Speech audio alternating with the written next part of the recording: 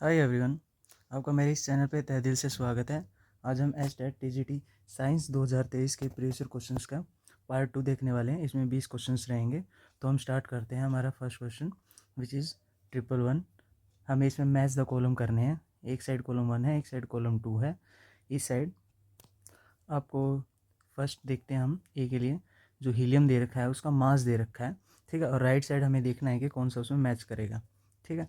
Okay, अब यहाँ पे मास दे रखा है, हमें राइट साइड देखना है तो कौन सा किसे मैच कर सकता है, ठीक है। तो सबसे पहले देखो, ये यूनिफाइड होता है, यू का मतलब, तो ये भी मास की यूनिट होती है। ये सेकंड हो गया हमारा मोल, थर्ड है हमारा ग्राम में, फोर्थ है ग्राम में। तो ग्राम से ग्राम वाला तो मैच नहीं होगा, यहाँ पे मोल से ही मैच होगा, ठीक है। तो उसके लिए हम निकाल लेते हैं कि मोल्स कैसे निकालते हैं, ठीक है। तो मोल्स निकालने का तरीका होता है given mass divide by molecular mass. ऐसे 3 फार्मूले होते हैं, ठीक है। इस फार्मूले से हमारा काम चल जाएगा। तो गिवन मास हमारा कितना है हीलियम का, 28 ग्राम है। ओके, हीलियम का जो एटॉमिक मास होता है वो कितना होता है, अगर एटॉमिक नंबर 2 है तो एटॉमिक मास उसका नियर अबाउट डबल होता है होल नंबर रेशियो में, तो इसका हो गया 4। ओके, तो जैसे ही ये ग्राम पर मोल में आएगी यूनिट, जैसे ही मैं इसको कट करूँगा तो मेरी वैल्यू आ जाएगी 7 मोल, ठीक है। तो ए का तो ऑप्शन सेकंड से मैच कर गया। अब चलते हैं बी की तरफ। बी में क्या है, 0.5 मोल है। तो मोल वाला, सेकंड वाला तो हमारा क्या, इससे ए से मैच हो गया। अब मोल निकालने हैं, ठीक है। 0.5 मोल ऑफ O2, तो इसकी वैल्यू किस में आ सकती है, ग्राम में ही आ सकती है। या तो फर्स्ट हो सकता है, थर्ड हो सकता है, या फोर्थ हो सकता है। तो इसके लिए हम निकाल के देखते हैं। ओके, तो बी है 0.5 मोल ऑफ O2 है।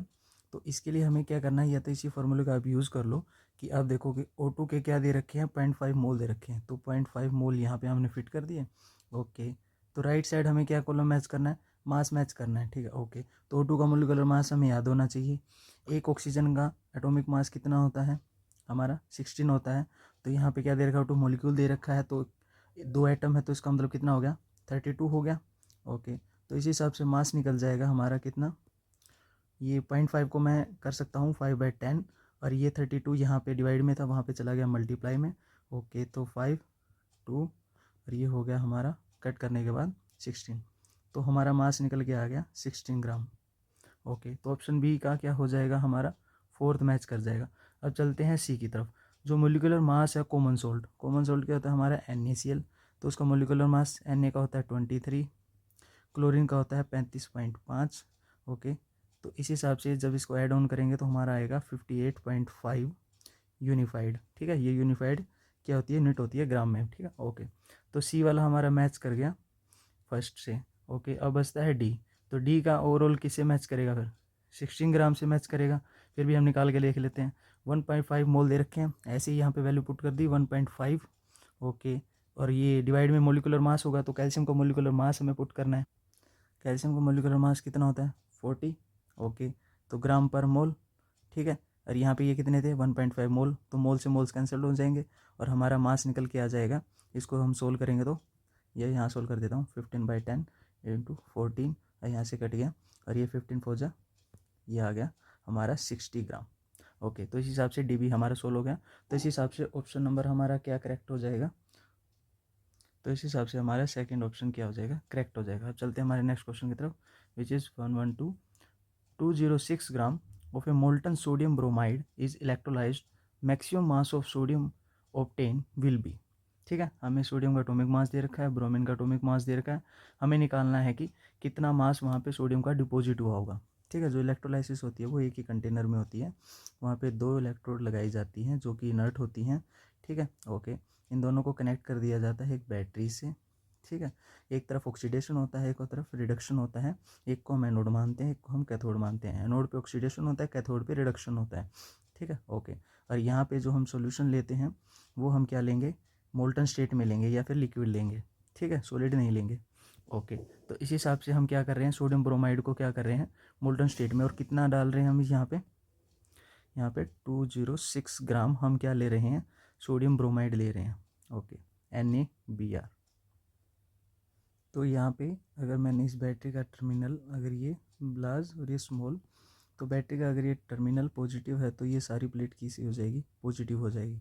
तो हमें पता है कि यहाँ पे मोल्टन स्टेट में है तो Na+ की फॉर्म में होगा और Br- की फॉर्म में होगा। तो पॉजिटिव वाला कहाँ जाएगा, नेगेटिव की तरफ जाएगा। और ये जो स्मॉल वाला टर्मिनल था ये हमारा नेगेटिव पार्ट था, तो ये सारी रोड किसकी हो जाएगी, नेगेटिव टर्मिनल हो जाएगी। ओके, तो नेगेटिव की तरफ जाएगा पॉजिटिव और पॉजिटिव की तरफ जाएगा नेगेटिव। तो बी आर माइनस तो सॉल्यूशन से निकल के कहाँ जाएगा, इस पॉजिटिव प्लेट की तरफ जाएगा, और जो एन ए प्लस होगा वो हमारा इस नेगेटिव प्लेट की तरफ जाएगा सॉल्यूशन में से निकल के। ओके, इस मोल्टन स्टेट में जो एन ए बी आर है इसमें से निकल के। ओके, तो एन ए प्लस जब इसकी तरफ जाएगा तो क्या होगा, एन ए प्लस इलेक्ट्रॉन लेगा, इलेक्ट्रॉन लेके क्या बनाएगा, सोडियम सॉलिड बनाएगा। ठीक है, और मास डिपॉजिट हो जाएगा कहाँ पे, इस रोड पे। तो इसका मतलब यहाँ पे क्या हो रहा है, इलेक्ट्रॉन गेन कर रहा है, तो इसका मतलब ये रिडक्शन हो रहा है। रिडक्शन हो रहा है तो वो कहाँ होता है, कैथोड पे होता है। ठीक है, तो इसका मतलब ये कैथोड रोड है और यहाँ पे क्या हो रहा है, रिडक्शन हो रहा है। ओके, सिमिलरली इसके लेफ्ट साइड में ये पूरी पॉजिटिव प्लेट थी, तो यहाँ पे कौन आ रहा था, ब्रोमीन आयन आ रहा था इस मोल्टन स्टेट में से निकल के, इस सॉल्यूशन में से। तो ब्रोमीन क्या करेगा, यहाँ पे ब्रोमीन इलेक्ट्रॉन लूज करेगा। ठीक है, 2 मोल्स ब्रोमीन के क्या बना लेंगे, Br2 गैस बना लेंगे, और क्या करेंगे, 2 इलेक्ट्रॉन लूज़ करेंगे। और जब लूज़ करेंगे तो यहाँ पे क्या होगा, इलेक्ट्रॉन लूज़ करना होता है ऑक्सीडेशन, और ऑक्सीडेशन कहाँ होता है, जहाँ पे हमारा एनोड हो। ठीक है, तो इसका मतलब ये रोड कौन सी होगी, हमारी एनोड रोड होगी। ठीक है, तो यहाँ पे ऑक्सीडेशन, कैथोड पे रिडक्शन, इस हिसाब से ये सॉर्टेड हो गया आपका। तो इससे पता चलता है कि हमारा कैथोड पे क्या मिलेगी, सोडियम सॉलिड मिलेगा। तो अब ये कितना मास इस रोड पे डिपॉजिट हुआ होगा वो हमें निकालना है। और हमने इस ये जो मोल्टन सोडियम ब्रोमाइड लिया था ये कितना लिया था, 206 ग्राम लिया था। इससे निकालना है कि कितना सोडियम इससे यहाँ पे जाके डिपॉजिट हुआ होगा। तो इसके लिए हमें NaBr के क्या निकालना पड़ेंगे, सोडियम ब्रोमाइड के मोल्स निकालने पड़ेंगे। ठीक है, ओके, तो मोल्स निकालने का वही फार्मूला, गिवन मास बटे मोलिकुलर मास। ठीक है, ओके, तो मास हमारे पास कितना है NaBr का, अगर NaBr के मोल्स निकालने हैं तो NaBr का मास कितना ले रखा है हमने, 206 ग्राम ले रखा है, राइट। मोलिकुलर मास हमें वही 23 दे रखा है और 80 दे रखा है। इन दोनों को जोड़ने के बाद हमारे पास कितनी वैल्यू आएगी, 103 ग्राम पर मोल। ठीक है, ग्राम से ग्राम कैंसिल आउट। ठीक है, तो यूनिट आ जाएगी हमारे पास NaBr कितने मोल्स आएंगे हमारे पास, ये इसको कट करेंगे तो हमारे पास आएगी 2। तो इसका मतलब 2 मोल्स आ गए हमारे NaBr के। ओके, अगर NaBr के आगे एक कोफिशिएंट है तो इसका मतलब 1 मोल है। ठीक है, ओके, अब मेरे को इसके आगे कितना लगाना है, 2 लगाना है। तो इसका मतलब मेरे पास कितने मोल हैं NaBr के, 2 मोल्स हैं। ओके, तो इस हिसाब से जब NaBr मोल्टन स्टेट में लिखा जाएगा तो कैसे लिखा जाएगा, Na सॉलिड की फॉर्म में, ओके, और ब्रोमीन गैस की फॉर्म में। ऐसे ही कलेक्ट हो रहा है ना इस इलेक्ट्रोलाइसिस प्रोसेस में, कैथोड और एनोड पे। ओके, तो Na को अब बैलेंस कर लेते हैं। Na कितने मोल है यहाँ पे, 2 है ना, 2 एटम, तो यहाँ पे 2 बैलेंस कर लिए। ब्रोमीन यहाँ पे बैलेंस है ही ब्रोमीन गैस के रूप में। ओके, अब पता चल रहा है कि मेरे को कि यहाँ पे मेरे को कैथोड पे यहाँ पे कितने सोडियम के मोल मिलने वाले हैं, 2 मोल मिलने वाले हैं, यानी 2 सोडियम के एटम मिलने वाले हैं। तो बस करना कुछ नहीं है, एक सोडियम का एटॉमिक मास कितना होता है, 23, तो 2 एटम्स का कितना होगा, 2 × 23, 46 ग्राम हमारा आंसर आ जाएगा। तो सेकंड ऑप्शन हमारे यहाँ पे क्या हो जाएगा, करेक्ट हो जाएगा। चलते हमारे नेक्स्ट क्वेश्चन की तरफ, विच इज़ 113। इस क्वेश्चन में एरर है, ठीक है, इसके आपको मार्क्स मिल जाएंगे। ठीक है, ओके, अब चलते हैं हमारे नेक्स्ट क्वेश्चन की तरफ, विच इज़ 114। हमें क्या करना है, ये फिर से कॉलम वाला आ गया, इसमें एक तरफ कॉलम दे रखे हैं, दूसरे से हमें मैच करने हैं। ओके, 1 बाय 1 देखते हैं। ऑयल है, मिक्स करते हैं जब वाटर के साथ, तो हम उसे कैसे सेपरेट कर सकते हैं, इन्होंने क्या बता रखा है, सेपरेशन मेथड लगाना, कौन सा किसके साथ मैच करेगा। ऑयल वाटर के साथ क्या होता है, इमिसिबल होता है। ठीक है, ओके, ये वाटर पोलर है, और ऑयल क्या होता है, नॉन पोलर होता है, तो उसमें मिसिबल नहीं है। तो उसको हम कैसे सेपरेट आउट कर सकते हैं, उसे हम डिसेंटेशन से कर सकते हैं। ओके, अच्छा, बी, आयरन पाउडर अगर मिक्स कर दिया जाए, फ्लोर हमारे आटे में अगर मिक्स कर दिया जाए तो हम उसे कैसे अलग करेंगे आयरन पाउडर को, तो उसे हम सेपरेट करेंगे मैग्नेट से। ओके, बी का थर्ड मैच कर गया, ए का सेकंड था। ओके, सी, सोल्ट मिक्स हो जाता है जब वाटर में, तो उसे हम कैसे करेंगे। ओके, जब सोल्ट वाटर में मिक्स हो जाता है तो उसे हम कैसे करेंगे, उसे हम इवेपरेशन मेथड से करेंगे। इवेपरेशन मेथड क्या होता है, जिसे हम उस जो पानी में जो सोल्ट डाला गया है वो तो डिजोल्व हो गया। ओके, अब उसे क्या करना है, धीरे धीरे हीट करना है। तो धीरे धीरे हीट करेंगे तो जो सबसे टॉप मोस्ट में होंगे वो धीरे धीरे क्या होने लगेंगे, अपनी लिक्विड स्टेट को छोड़ के वेपर स्टेट में जाना स्टार्ट कर देंगे। तो उसी प्रोसेस को क्या बोलते हैं, इवेपरेशन बोलते हैं। ओके, अब उसके बाद D, kidney beans mixed with rice flour. ठीक है, ओके, तो ये छोटे छोटे जो कंकर हैं ये अगर राइस के, ठीक है, चावल के साथ अगर मिला दिए जाएँ तो हम उसे कैसे अलग करेंगे। तो उसके लिए हम कौन सा प्रोसेस लगाएंगे, उसके लिए हम प्रोसेस लगाएंगे सीविंग का। सीविंग का मतलब क्या होता है, छानना। ठीक है, झाड़ने के साथ हम छानेंगे। ठीक है, तो चावलों का जो आटा है ना, ओके, उसमें अगर कंकर पड़े हुए हैं छोटे छोटे, तो उसे हम किससे छान सकते हैं, झारने से छान सकते हैं, तो इसीलिए उसका मतलब हो गया सीविंग। ठीक है, तो डी का फर्स्ट मैच कर गया। तो अब मैच कर लेते हैं हम, कौन सा ऑप्शन बनेगा, तो इसका ऑप्शन बनेगा सेकंड हमारा यहाँ पे क्या हो जाएगा, करेक्ट हो जाएगा। ओके, अब चलते हैं हमारे नेक्स्ट क्वेश्चन की तरफ, which is 115। A bulb of 210 vote, ठीक है, will produce heat in calorie with in 5 minutes. ठीक है, अब इसे देखते हैं कैसे सोल्व करेंगे। तो हमारे पास ये क्या दे रखी है, वोट दे रखी है, मतलब पावर दे रखी है। ओके, तो जो पावर होती है वो एक्चुअल में क्या होती है, रेट ऑफ एनर्जी ट्रांसफ़र, या फिर आप बोल सकते हैं एनर्जी की फॉर्म में बोलो या फिर वर्क डन की फॉर्म में बोलो। ठीक है, तो जितना हम वर्क करेंगे, ठीक है, पर यूनिट टाइम, ये हमारी क्या होती है, पावर होती है। ठीक है, ओके, तो यहाँ पे हीट की फॉर्म में दे रखा है, तो हमें यहाँ पे क्या करेंगे, इस वर्क की बजाय हम क्या यूज़ करेंगे, एनर्जी यूज़ करेंगे। ओके, तो हमें क्या निकालनी है, हीट निकालनी है, कैलोरी की फॉर्म में निकालनी है। ठीक है, ओके, तो हमें क्या निकालनी है, एनर्जी निकालनी है। तो इसको रीअरेंज कर लेंगे हम। ओके, तो पावर इनटू क्या हो जाएगा, हमारे पास टाइम हो जाएगा। पावर की वैल्यू कितनी है, 210 वॉट। ओके, टाइम की यूनिट क्या है, 5 मिनट है। हमें स्टैंडर्ड यूनिट लेनी है, वो क्या होती है, सेकंड होती है। तो 5 मिनट को सेकंड में कन्वर्ट करेंगे, तो 5 इंटू 1 मिनट में 60 सेकंड। ओके, तो इसको जब सोल्व करूँगा तो मेरे पास एनर्जी की वैल्यू कितनी आएगी, 63,000। हमारे पास ये एनर्जी आएगी जूल में आएगी। ओके, ये जो वोट है और ये सेकंड है, इसका जो कन्वर्जन होता है 1 vote second equals two joule होता है। ठीक है, ओके, तो ये हमारी एनर्जी आ गई जूल में। हमें किस में चाहिए है, कैलोरी में चाहिए। तो इसने कन्वर्जन भी दे रखा है, यहाँ पे कर देता हूँ मैं। 1 कैलोरी कितना होता है, 4.2 जूल होता है। ठीक है, जो निकालनी है उसको ऊपर रखते हैं। ठीक है, तो कैलोरी में निकालना है, तो कैलोरी की वैल्यू ऊपर और इसका कन्वर्जन नीचे, 4.2 जूल। अब जूल से जूल कैंसिल आउट, तो मेरा आंसर कैलोरी में आ जाएगा। बस 4.2 से हमें इसे क्या करना है, डिवाइड करना है। तो जैसे मैं इसको डिवाइड करूँगा तो मेरी वैल्यू आएगी 15,000 कैलोरी। ठीक है, तो ऑप्शन नंबर 3 यहाँ पे क्या कर जाएगा, मैच कर जाएगा। अब चलते हैं हमारे नेक्स्ट क्वेश्चन की तरफ, which is 116। The scientist who first explained that cells divide and new cells are formed from pre-existing cell is। तो इसका ऑप्शन नंबर सेकंड हमारे पास क्या हो जाएगा, करेक्ट हो जाएगा, रुडोल्फ विर्चोव।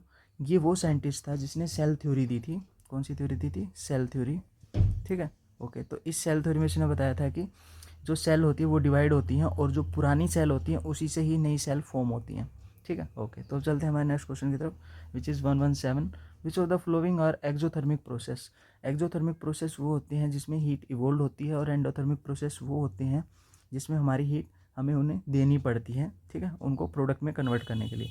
तो एक्जो का मतलब आउट, एंडो का मतलब इन।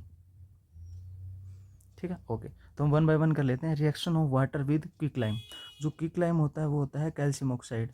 जब आप बाज़ार से पुट्टी लाते हो, ठीक है, पाउडर फॉर्म में या फिर एक सॉलिड फॉर्म में, तो जैसे ही आप उसे पानी में डालोगे ना, तो पुट्टी को अगर आपको उसे फट्टी से आप पेस्ट करते हो, दीवारों पे लगाते हो अपने वॉल्स पे, तो उस टाइम पे उससे पहले आप उसको क्या करते हो, पानी में डालते हो। ठीक है, तो जो आप मटका होता है ना, उसके अंदर जब आप डालोगे ना पानी में, और उसके बाद इसको पोर करना आप, ठीक है, पानी के अंदर कैल्शियम ऑक्साइड को डालना, तो देखना कि इतनी ज़्यादा हीट निकलेगी उसमें से। तो इससे पता चलता है कि यहाँ पे क्या हो रहा है, एक्जोथर्मिक प्रोसेस हो रहा है। तो इसका मतलब यहाँ पे क्या हो रहा है, एक्जोथर्मिक प्रोसेस हो रहा है। और वो कैसे हो रहा है, जो कैल्शियम ऑक्साइड है जब वो वाटर के साथ रिएक्शन करता है तो वो बनाता है कैल्शियम हाइड्रोक्साइड, सिलेक्ट लाइम बनाता है। ठीक है, और लोड्स ऑफ अमाउंट में क्या निकलती है, हीट निकलती है। ठीक है, ओके, ऐसे ये आप देखा भी होगा जब आप घर में पुट्टी करवाते हो, तो वो क्या होता है, ये कैल्शियम ऑक्साइड ही होता है, तो लोड्स ऑफ अमाउंट में निकलती है, तो इसे क्या बोलते हैं, एक्सोथर्मिक प्रोसेस बोलते हैं। ओके, सेकंड का है हमारा dilution of N acid. Okay, तो जो एसिड है H2SO4, जब आपने देखा होगा, जब आप एसिड लेके आते हो H2SO4 को, जब उसमें पानी डालते हो तो लोड्स ऑफ अमाउंट में क्या निकलती है, हीट निकलती है। ओके, तो डाइल्यूट H2SO4 जब बनेगा तो इस केस में ये क्या प्रोसेस होता है, एक्सोथर्मिक प्रोसेस होता है। इसमें लोड्स ऑफ अमाउंट में क्या निकलती है, हीट निकलती है। ओके, सेकंड भी हो गया। Third, evaporation of water. जो इवेपोरेशन ऑफ वाटर होता है, इसमें क्या होता है, लिक्विड स्टेट को छोड़ के ये किस स्टेट में जाता है, हमारी गैसीय स्टेट में जाता है, यानी वेपर वाली स्टेट में जाता है। ओके, तो इस केस में तो हमें क्या करना पड़ता है, इसको एनर्जी देनी पड़ती है। तो एनर्जी देना तो एंडोथर्मिक प्रोसेस होता है। ओके, तो थर्ड तो यहाँ पे कैंसिल आउट हो गया, फर्स्ट और सेकंड यहाँ पे ठीक है। ओके, फोर्थ को देख लेते हैं, सब्लिमेशन ऑफ कैंपर। जो हमारा कैम्फर होता है, जिसे हम हिंदी में कपूर भी बोलते हैं, जो हम यज्ञ वगैरह करवाते हैं तो वहाँ पे उसको, ठीक है, ओके, तो कैम्फर का क्या काम होता है, वो सॉलिड स्टेट से डायरेक्ट गैसीय स्टेट पे जाता है। ठीक है, ओके, ठीक है, इसलिए ज़्यादा टेम्परेचर बढ़ जाता है तो कैम्फर का वो वहाँ यूज़ करते हैं आग को ज़्यादा वो करने के लिए, इंक्रीज़ करने के लिए, क्योंकि सॉलिड में काइनेटिक एनर्जी कम होती है और गैसेस में सबसे ज़्यादा काइनेटिक एनर्जी होती है, तो इसलिए वो ज़्यादा वो कर लेते हैं उसको। ओके, तो सब्लिमेशन ऑफ कैम्पर में क्या होता है, सॉलिड से गैसीय स्टेट में जाता है, तो जो कैम्पर है ओके, तो हमें पता चला कि सॉलिड स्टेट और गैसीय स्टेट में जा रहा है, तो इसका मतलब हमें क्या करना पड़ेगा, सॉलिड से गैस में ले जाने के लिए हमें इसको क्या देना पड़ेगा, एनर्जी देनी पड़ेगी, और एनर्जी देना क्या होता है, वही एंडोथर्मिक प्रोसेस होता है। तो इस हिसाब से फोर्थ भी हमारा कैंसिल आउट हो गया, तो फर्स्ट और सेकंड हमारा करेक्ट है, तो इसके हिसाब से 117 का ऑप्शन नंबर फर्स्ट हमारा यहाँ क्या हो जाएगा, करेक्ट हो जाएगा। अब हम चलते हैं हमारे नेक्स्ट क्वेश्चन की तरफ, विच इज़ 118। इसमें भी एरर था, एरर क्या था कि इसमें स्लाइडिंग फ्रैक्शन लिखा हुआ है और सारे के सारे क्या होते हैं, फ्रिक्शन होते हैं। अगर फ्रिक्शन फॉर्म में होता तो मैं बता सकता था कि स्टैटिक फ्रिक्शन यहाँ फोर्थ हो जाता करेक्ट, अगर यहाँ पे सब फ्रिक्शन होता तो, ठीक है, बाकी इसके आपको नंबर मिल गए थे। तो स्टैटिक फ्रिक्शन सबसे ज़्यादा होता है क्योंकि वो एक फिक्स पोजीशन पे होता है, तो उसमें फोर्स सबसे ज़्यादा लगेगा। स्लाइडिंग वाला जैसे झूले पे से नीचे स्लाइड करते हुए आते हैं, उसमें इसके मुकाबले कम लगेगा, ठीक है ओके। और सबसे कम लगेगा हमारा रोलिंग में, रोलिंग मान सकते हो आप, कोई भी एक पहिया है उसमें, और जो जिसके सरफेस से वो आ रहा है टच करते हुए, उसमें फ्रिक्शन कम लगेगा। तो इस हिसाब से फोर्थ ऑप्शन मैं करेक्ट मान सकता था, बट यहाँ पे एरर की वजह से इसके आपको मार्क्स मिल गए थे। अब चलते हैं हमारे नेक्स्ट क्वेश्चन की तरफ, which is 119, chemical formula of cryolite. Okay, तो इसका ऑप्शन नंबर सेकंड हमारे पास क्या हो जाएगा, करेक्ट हो जाएगा, Na3Al6। अब देख लेते हैं कंपाउंड सही है और कैसे सही है, वैसे तो ये बाकी वाले भी इसके तरह सिमिलर लग रहे होंगे आपको, अब देख लेते हैं कैसे सही है। तो Na हमारे पास क्या है, ये भी मेटल है, एल्यूमिनियम भी मेटल है, ओके। आयरन क्या है हमारे ये सॉरी फ्लोरीन है हमारे पास, ये नॉन मेटल है, ओके। अब सोडियम के ऊपर होता है 1+ चार्ज, ठीक है, 1 इलेक्ट्रॉन डोनेट करता है। एल्यूमिनियम के ऊपर होता है +3, 3 इलेक्ट्रॉन डोनेट करता है, ओके। आयरन 1 इलेक्ट्रॉन गेन करता है, तो इस हिसाब से उसके ऊपर हो गया 1-, ठीक है ओके। अब इसे हमें बैलेंस करना है, तो मेटल नॉन मेटल के साथ मिलके कंपाउंड बनाता है, ओके ठीक है, और वो कौन सा बनाता है हमें आयनिक पता है, ओके।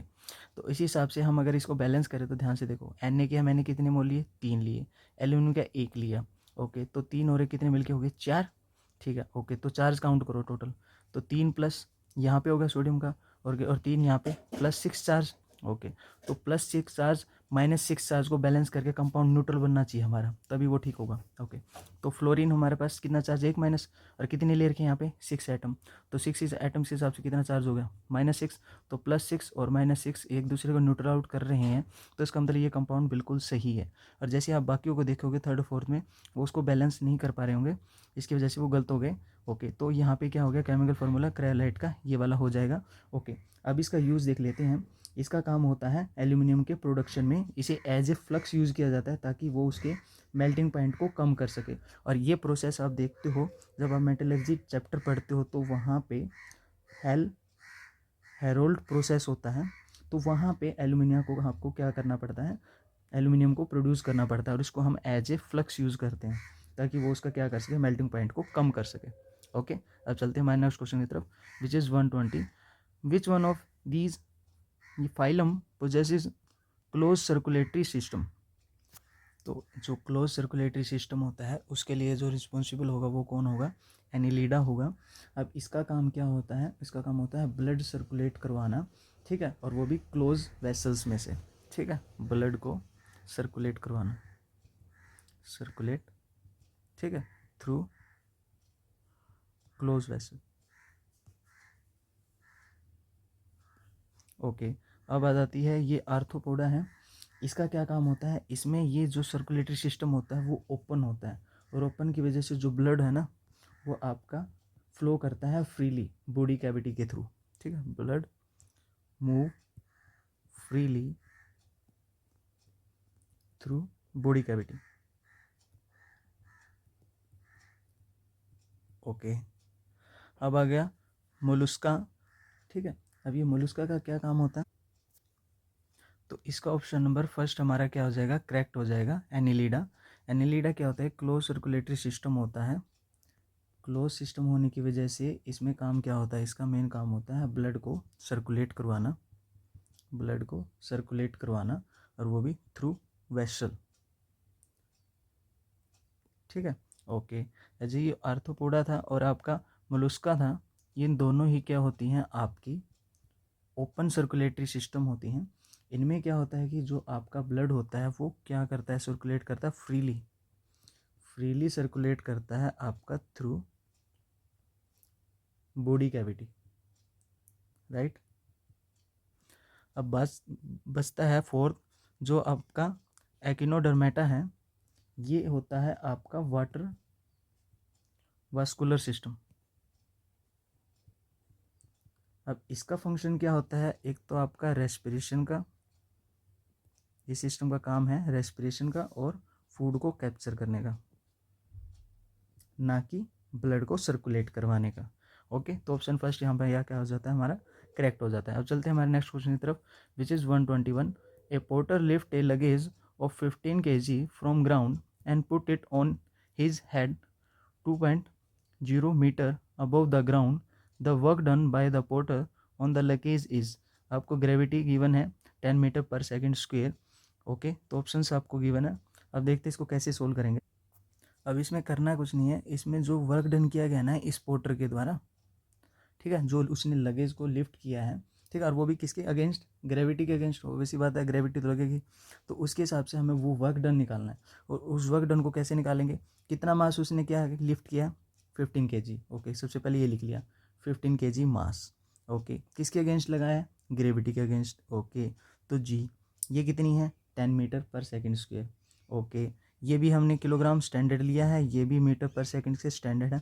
ओके, अब कितनी हाइट तक उसको लिफ्ट किया होगा, 2 मीटर तक हाइट लिफ्ट किया है, ये यहाँ लिखा हुआ है। ओके, तो 2 मीटर ये भी स्टैंडर्ड है। ओके, बस आपको क्या करना है, मल्टीप्लाई करना है। तो मल्टीप्लाई करने के बाद हमारी वैल्यू आएगी 300। ओके, अब देखो किलोग्राम मीटर पर सेकंड स्क्वायर होता है न्यूटन, किलोग्राम मीटर स्क्वायर पर सेकंड स्क्वायर होता है हमारा न्यूटन मीटर। ओके, यही होती है यूनिट हमारी वर्क की। ठीक है, तो ऑप्शन हम मैच कर लेते हैं 300 न्यूटन मीटर। तो ऑप्शन नंबर फर्स्ट यहाँ पे क्या हो जाएगा हमारा, करेक्ट हो जाएगा। अब चलते हैं हमारे नेक्स्ट क्वेश्चन की तरफ, which is 122। Which of the following set of fishes are edible. ठीक है, ओके, तो इसके लिए ऑप्शन नंबर फर्स्ट हमारा क्या हो जाएगा, करेक्ट हो जाएगा। अब इसमें देख लेते हैं, जो हमारी कैटला और रोहू होती हैं वो हमारी फ्रेश वाटर फिशेज होती हैं, फ्रेश वाटर फिशेज होती हैं।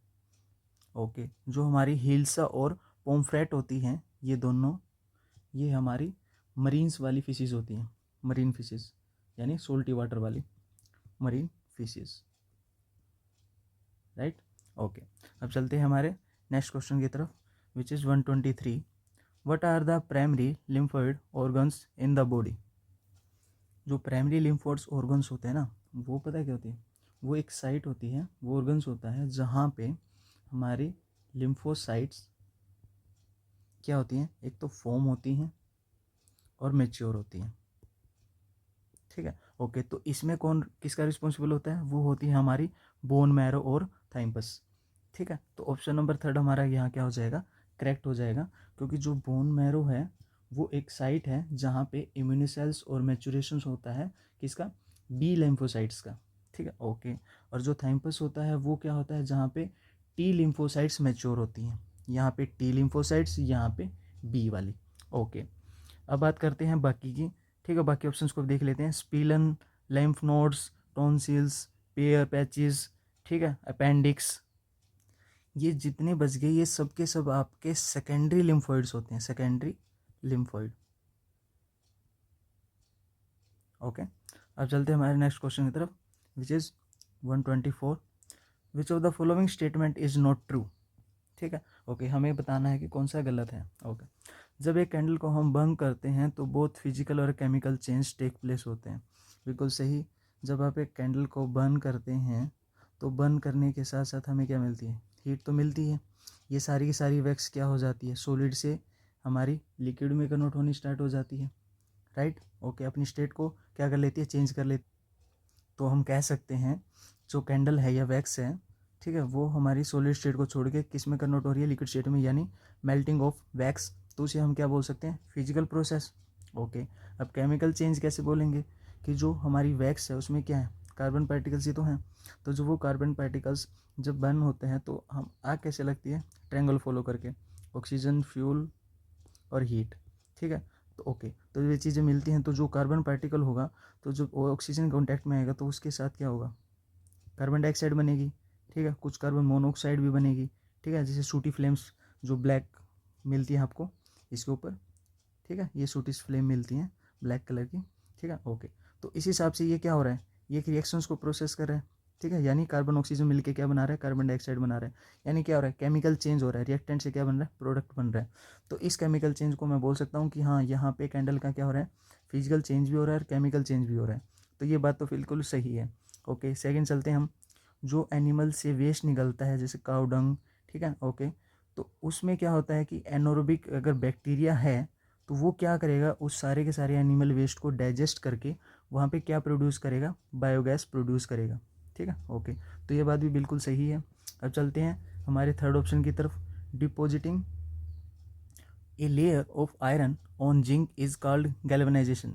ये बात इसने बिल्कुल गलत लिखी है, क्योंकि अगर यहाँ पे जो इलेक्ट्रोकेमिकल सीरीज होती है उसमें जिंक होता है वो आयरन से ऊपर होता है, ठीक है। अगर वो आयरन से जिंक ऊपर है तो इसका मतलब है जिंक मोर रिएक्टिव है और उसकी कोटिंग आयरन के ऊपर की जाती है, उसी हम गैल्वेनाइजेशन बोलते हैं। ताकि जिंक सबसे पहले कोरोड होगा ताकि वो आयरन को क्या कर सके, बचा सके। तो जिंक अपने आप को सेक्रीफाइस कर लेता है क्योंकि जिंक मोर रिएक्टिव है। इसने लिखा है उल्टा कि आयरन क्या है, डिपॉजिट किया जाएगा। अगर आयरन डिपॉजिट करेंगे तो फिर तो आयरन ही पहले कोरोड होगा क्योंकि वो क्या है, लेस रिएक्टिव है जिंक के मुकाबले। तो ये ऑप्शन यहाँ पे क्या हो गया, गलत हो गया। ओके, 4 देख लेते हैं। Stretching of A rubber band is a physical change. ये बात इसने बिल्कुल सही लगी है। जो रबर बैंड है अगर उसको हम क्या करेंगे, स्ट्रेच करेंगे तो सिर्फ क्या होगा, टेम्परेरी चेंज आएगा, ठीक है, उसे हम बोलेंगे फिजिकल चेंज। जैसे हम उसका फोर्स को वापस से रिलीव कर देंगे तो वापस से वो अपनी पोजीशन पे आ जाएगा। तो इसको बोलेंगे हम सिर्फ physical change.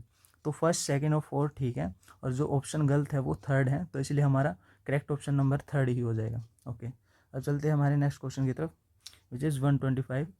When glomerular filtration rate falls, which of the following hormone is release to stimulate glomerular blood flow. Okay, तो इसके लिए ऑप्शन नंबर सेकंड यहाँ पे क्या हो जाएगा, हमारा करेक्ट हो जाएगा, रेनिन।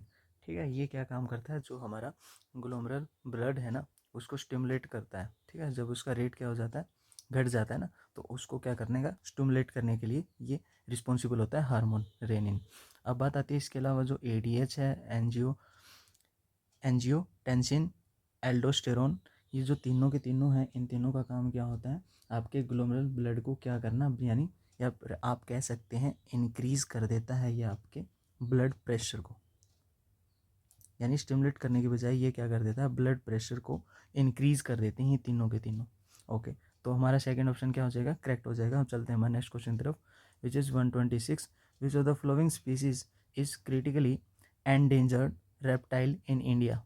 तो ये आता है हमारा ऑप्शन नंबर फर्स्ट, ठीक है, जिसे हम बोलते हैं घड़ियाल। अब चलते हैं हमारे नेक्स्ट क्वेश्चन की तरफ, which is 127। A convex mirror has a radius of curvature of 3 metre if a object is located at 5 meter from the mirror then position of image is। तो हम ऑप्शंस दे रखे हैं, अब देखते हैं इसको कैसे सोल्व करते हैं। जो हमारा कन्वेक्स मिरर होता है वो कुछ ऐसा दिखता है, ठीक है। इसका जो सेंटर ऑफ कर्वेचर होगा वो यहाँ पे होगा, ठीक है, ओके। इस स्फेरिकल को अगर पूरा कंप्लीट बनाए तो ये हमारी होगी प्रिंसिपल एक्सिस, ठीक है। ऑब्जेक्ट जो रखा है इस मिरर से अंदर की तरफ कर देते हैं हम कोटिंग, ठीक है, बाहर वाला हो गया रिफ्लेक्टिंग सरफेस। तो जितनी भी सारी की सारी ये हो गया सेंटर ऑफ कर्वेचर, ओके। जो जितनी भी आएंगी हमारी रेज, ठीक है, लाइट आएगी वो पैरेलल आएगी प्रिंसिपल एक्सिस के। जो कन्वेक्स मिरर होता है वो क्या करता है, डाइवर्जिंग होता है, सारी की सारी लाइट्स को एक पॉइंट पे मीट करने की बजाय फैला देता है, ठीक है। तो इसे हम डाइवर्जिंग मिरर भी बोलते हैं। तो जितनी भी लाइट आएंगी वो सारी की सारी कहाँ फैल जाएंगी, बाहर की तरफ फैल जाएंगी। ऐसे यहाँ से भी अगर नीचे से भी आ रही हैं तो वो सारी की सारी कहाँ फैल जाएंगी, बाहर की तरफ फैल जाएंगी। तो इसे हम डाइवर्जिंग भी बोलते हैं, ओके। अब बात आती है, ये हमारी थी प्रिंसिपल एक्सिस, ओके। तो ऑब्जेक्ट कहाँ रखा है हमारा, 5 मीटर दूर रखा है। तो ये मान लिया ऑब्जेक्ट यहाँ पे 5 मीटर की डिस्टेंस पे रखा है, तो यू की वैल्यू तो हमें मिल गई, ओके।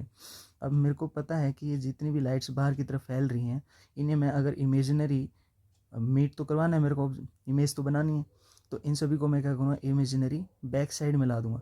तो बैक साइड कहीं ना कहीं तो मिलेंगी, और जहाँ पे मिलेगी वो वहाँ क्या हो जाएगा, उसका फोकस हो जाएगा, ओके। तो इमेज बनेगी राइट साइड, ठीक है। ऑब्जेक्ट रखा हमारे लेफ्ट साइड।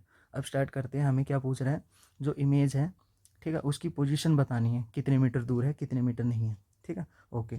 तो हमें मिरर्स का जो फॉर्मूला यूज़ होता है वो देख लेते हैं एक बार। जो मिरर के लिए फॉर्मूला यूज़ होता है वो 1/f equals to 1/v plus 1/u होता है। f यहाँ पे फोकल लेंथ है, v हमारी इमेज की डिस्टेंस, ठीक है, u हमारी ऑब्जेक्ट की डिस्टेंस, ये ऑब्जेक्ट के लिए हो गया, ये इमेज के लिए हो गया, और ये प्लस साइन होता है जब मिरर का यूज़ करते हैं, जब लेंस का यूज़ करते हैं तो हम माइनस का यूज़ करते हैं, ठीक है। ओके, अब बात करते हैं यहाँ पे फोकल लेंथ निकाल लेते हैं। जो फोकल लेंथ निकलती है एफ, ठीक है, वो इन्वर्सली प्रोपोर्शनल नहीं होती, वो हमारी कर्वेचर का हाफ होती है। तो कर्वेचर कितनी है, सेंटर ऑफ कर्वेचर हमारी 3 मीटर है, तो इसका हाफ करने पे हमारे पास क्या निकल के आ जाएगी, फोकल लेंथ निकल के आ जाएगी।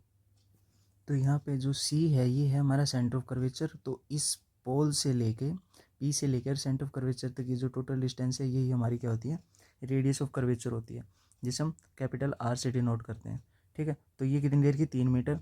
ओके, तो इसका जब हाफ करेंगे तो हमारी निकल के आ जाती है, फोकल लेंथ निकल के आ जाती है। ओके, बस हमें क्या करना है, अब जस्ट वैल्यूज़ पुट करनी है। तो 3/2 को अगर मैं और फ्रैक्शन में सोल्व करूँ तो इसको डेसिमल में 1.5 मीटर आ जाएगी। ओके, बस अब आप वैल्यूज़ पुट कर दो, तो 1 बाय हमारी वैल्यू आएगी 1/1.5 इक्वल्स टू 1/v, और उसके बाद प्लस 1/, u की वैल्यू कहाँ है, u की वैल्यू है ये 5 मीटर। ओके, अब बात यहाँ रहती है साइन कन्वेंशन की। साइन कन्वेंशन के लिए हमें क्या करना होता है, जो हमारा ये मिरर होता है ना, इससे लेफ़्ट साइड जो चीज़ें रखी जाती है वो नेगेटिव होती हैं, उससे राइट साइड जो रखी जाती है वो पॉजिटिव होती हैं। तो हमारा जो मिरर से लेफ़्ट साइड रखा गया है, जो ऑब्जेक्ट है 5 मीटर है, तो उसके लिए हो गई वैल्यू -5। ओके, तो याद रखेंगे यू की वैल्यू क्या लेंगे हम, -5 लेंगे। ओके, अब इसके बाद हम इसको रीअरेंज कर लेंगे, तो इस वैल्यूज़ को उस तरफ लेके चले जाएंगे हम। तो 1/v इक्वल्स टू 1/1.5 माइनस, और एक और माइनस था 5। ओके, तो ये माइनस माइनस क्या हो जाएगा, प्लस। तो overall 1/v equals to 1/1.5 plus 1/5। Okay, अब इसको ओवरऑल एलसीएम लेके सोल्व करने के बाद जो फाइनली v की वैल्यू आएगी वो आएगी आपके पास 1.15 मीटर। अगर ये वैल्यू पॉजिटिव आई है तो इसका मतलब है कि जो हमारा इमेज बनेगी वो राइट साइड बनेगी, जो मैंने अभी पहले आपको बता भी दी थी, ठीक है। तो राइट साइड बनी है तो इसका मतलब पॉजिटिव है। ओके, तो ऑप्शन नंबर क्या हो जाएगा, 1.15 प्लस में है, तो ऑप्शन नंबर 4 हमारा यहाँ क्या हो जाएगा, करेक्ट हो जाएगा। हम चलते हैं हमारे नेक्स्ट क्वेश्चन की तरफ, which is 128। The kinetic energy of an object of mass M moving with velocity 5 metre per second is 25 joule. If velocity of this object increased by 3 times, then kinetic energy will be। अब देखते हैं इसको कैसे solve करते हैं। अब हमें kinetic energy निकालनी है, ठीक है, और इससे पहले भी एक काइनेटिक एनर्जी दे रखी है ऑब्जेक्ट की, ठीक है, 25 जूल। ओके, तो काइनेटिक एनर्जी का फार्मूला क्या होता है किसी भी ऑब्जेक्ट के लिए, उसे हम 1 मान लेते हैं, काइनेटिक एनर्जी 1, वो होती है ½ mv², राइट। ओके, इसे v1 भी मान लेते हैं। ओके, अब मेरे को पता है कि जो ½ mv² है, इसमें इसने कुछ चेंज किया है कि जो वेलोसिटी है उस ऑब्जेक्ट की, मैं उसको कितना टाइम्स इंक्रीज़ कर रहा हूँ, 3 टाइम्स इंक्रीज़ कर रहा हूँ। ओके, तो मैं इसको अगर वेरिएशन करूँ तो मेरी नई काइनेटिक एनर्जी क्या निकल के आएगी, वो निकल के आएगी ½ m, इसमें कितना मल्टीप्लाई किया है, 3 टाइम्स वेलोसिटी को। Okay, 3v1। ओके, इसका स्क्वायर, तो जैसे मैं इसको सोल्व करूँगा तो मेरी कितनी वैल्यू आएगी, 3 का स्क्वायर करेंगे तो 9 आएगी। ओके, तो 9 को मैं बाहर लिख लेता हूँ, और अंदर वैसे ही क्या वैसे ½ mv1 का स्क्वायर, राइट। ओके, और ये था काइनेटिक एनर्जी 2 जो सेकंड मैं निकाल रहा हूँ। ओके, ये जो अंदर वाली है वो इक्वल हो गई किसकी, पहली वाली के ही, तो मैं इसके रिप्लेस में इसको रख सकता हूँ। ओके, तो काइनेटिक एनर्जी जो मैं अब निकालने वाला हूँ नई की, वो कितनी निकल के आएगी, 9 kinetic energy of first, right. Okay, तो इसका मतलब जो नई वाली है वो कितना टाइम्स ज़्यादा है, फर्स्ट वाली के 9 टाइम्स ज़्यादा है। ओके, तो हमें फर्स्ट वाले के लिए जो पहले दे रखी थी उसकी काइनेटिक एनर्जी दे रखी है 25 जूल, तो बस आपको इसमें वैल्यूज़ पुट करनी है, तो नई काइनेटिक एनर्जी निकल के आ जाएगी। तो 9 × 25 जूल, ठीक है। तो जैसे इसको मल्टीप्लाई करेंगे 225 जूल हमारी वैल्यू आ जाएगी, जो कि नई काइनेटिक एनर्जी की है। तो ऑप्शन नंबर फर्स्ट हमारा यहाँ क्या हो जाएगा, करेक्ट हो जाएगा। हम चलते हैं हमारे नेक्स्ट क्वेश्चन की तरफ, which is 129। Which one of these is excitatory neurotransmitter है। ओके, यहाँ पे इतना वर्ड क्या लिखा हुआ है, एक्साइट वाला, ठीक है। ओके, अब यहाँ पे ऑप्शन क्या होगा, अब इसको ऑप्शन नंबर सेकंड और हमारा थर्ड करेक्ट हो जाएगा। जो डोपामीन है और एसिटाइल कोलिन है, ठीक है, ये दोनों के दोनों क्या करते हैं, न्यूरोट्रांसमीटर को एक्साइट कराने का काम करते हैं, ठीक है। और जो यहाँ पे फर्स्ट और फोर्थ है हमारा ग्लाइसिन और गाबा, ये दोनों का क्या काम होता है, इनहिबिट करना न्यूरोट्रांसमीटर को, मतलब रेजिस्ट करने का काम करते हैं ये, ठीक है। ओके, सिर्फ कौन था एक्साइट कराने का काम न्यूरोट्रांसमीटर का, डोपामीन का और एसिटाइल कोलिन का, सेकंड और थर्ड का। ओके, अब जो नेक्स्ट है हमारा 130, विच of the following is the correct sequence of succession in plants, इसमें भी एरर है, यहाँ पे एक प्रॉब्लम है, यहाँ पे हाइड्रिक आना था और ये जो हाइड्राक और मैसिक है ना, ये दोनों एक ही हैं, ठीक है। ओके, फिर उसके बाद ये आएंगे, ओके, फिर लास्ट में ये आएगा। ओके, तो यहाँ पे एरर था, इसके भी मार्क्स आपको मिल गए थे। ओके, ये हो गए हमारे आज के 20 क्वेश्चंस। Thank you.